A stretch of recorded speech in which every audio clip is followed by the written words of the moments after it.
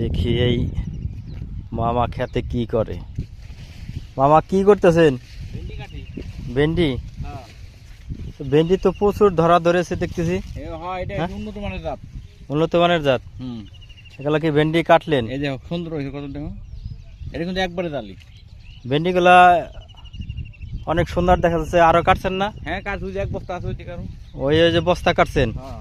দেখি আপনার ভেন্ডির বস্তা দেখে আসি। লোক থাকলে আরো বেশি হইতো।